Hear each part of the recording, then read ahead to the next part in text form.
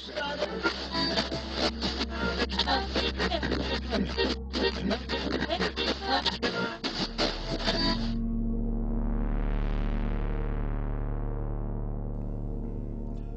recently had a chance to watch the film, The Road, based on the novel by Cormac McCarthy. And to say that this film is a masterwork is an understatement. This is probably the most powerful film I have ever seen. And it has so many different messages that operate on so many different levels. It has archetypal snapshots from things that have happened throughout human history. And it really is a story about the good guys versus the bad guys, and how tyranny and barbarism is the great enemy of civilization and humanity, and how love is such a wonderful virtue, and that it isn't until times of great adversity that we see the worst and the best in humankind being expressed. And it made me think of a Victor Hugo quote from the French philosopher: "Adversity makes men, and prosperity makes monsters." And another quote by John Quincy Adams: "Courage and perseverance have a magical talisman, before which difficulties disappear and obstacles vanish into air." Being a student of history, this dystopic near-future film was very unsettling. I don't have nightmares about Big Brother coming to get me. I don't have nightmares about my children dying in car wrecks. I don't really have nightmares.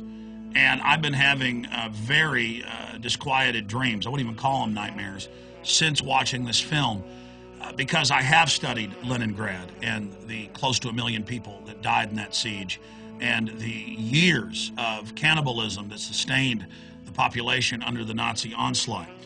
I have studied what happened, of course, in Rome and during the different phases of its collapse. I've looked at Hiroshima and Nagasaki and the hundreds of thousands killed by the A-bombs at the end of World War II.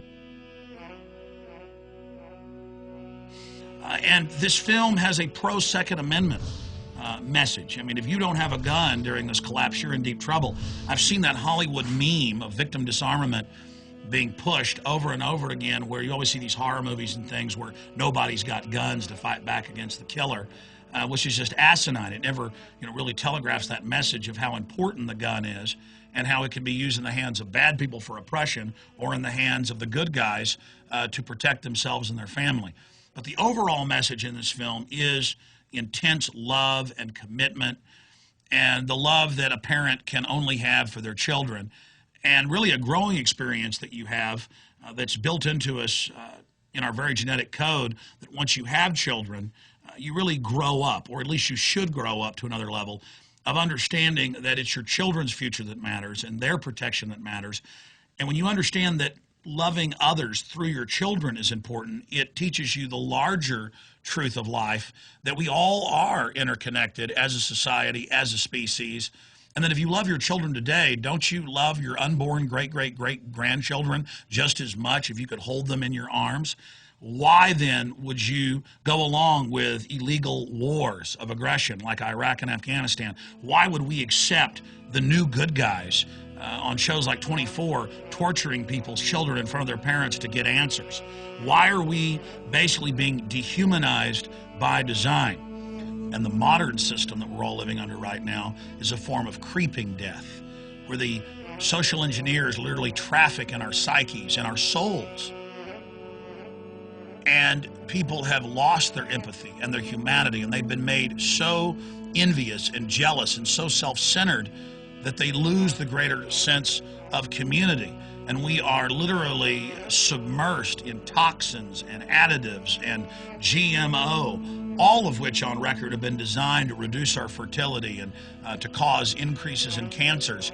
And the entire world population is fascinated now with catastrophe and collapse films, because at a subconscious level, the subconscious mind is much more powerful than the conscious mind, and the human computer knows that humanity is in a crisis on so many levels, but we can't recognize it because it's not a truck coming over a hill, with 15 cannibals in the back that are planning to butcher you and your son.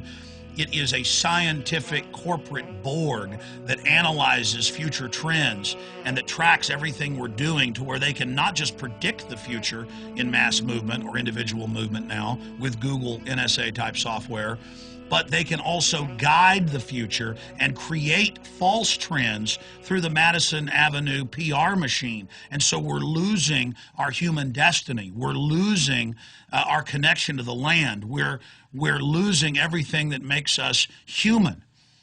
I mean, it is a horrific thing to have all these government textbooks and documents that we cover on the show where they admit they're poisoning the water, they're poisoning the food, sperm counts are down by over 80% in the Western world, to know that HIV was a genetically engineered bioweapon, to know that they are purposefully adding mercury to the corn syrup, to know that they're feeding GMO crops to animals that is causing them to become sterile, and it's passing on these chemical toxins to humans, to know that the BT corn that grows its own natural pesticide is wiping out the bees, and then in all the studies it's causing massive organ failure in lab rats.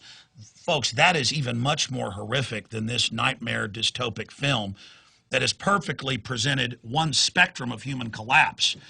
And it also has some global warming propaganda in it about the atmosphere collapsing. But what's strange is NASA just put out a report this week saying that they've seen the greatest atmospheric collapse in the last 100 years of recorded history in 2008 and 2009. But NASA was actually honest and said it's because the sun became semi-dormant and was not putting off any Coriolis solar flares.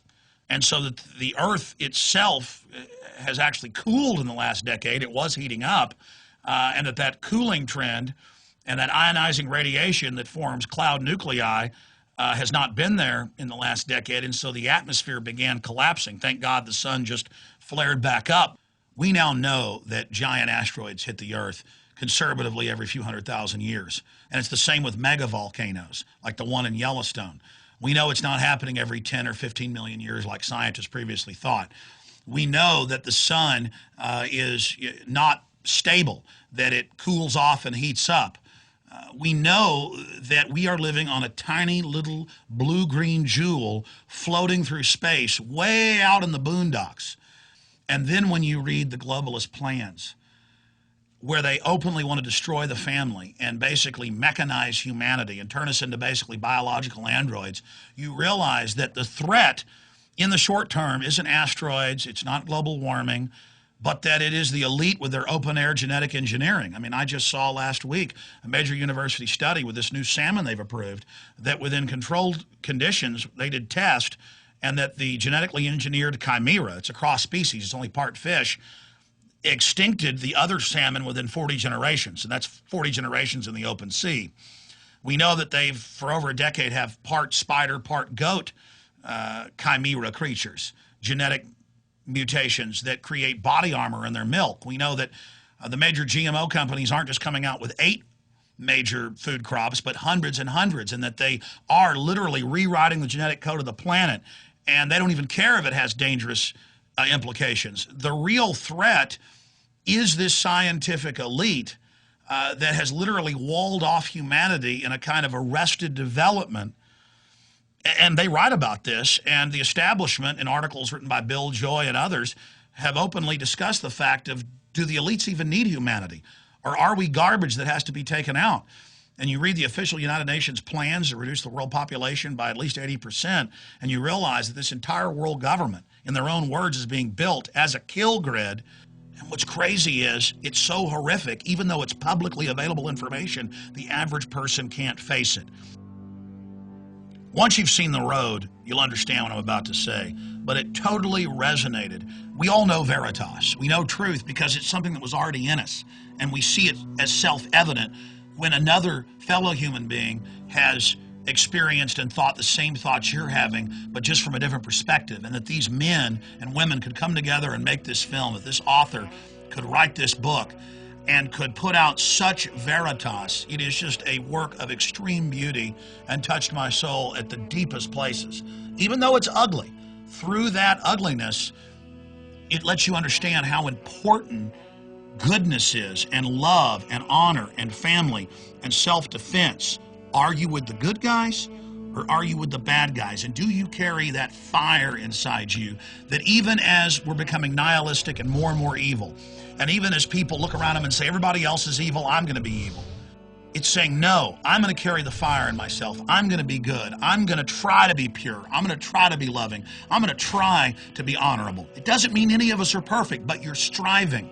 You're carrying that fire inside of you. And so I salute the filmmakers, and I salute everybody else who sees this film and is touched by it, because this is truly the greatest masterwork in filmmaking that I have ever seen.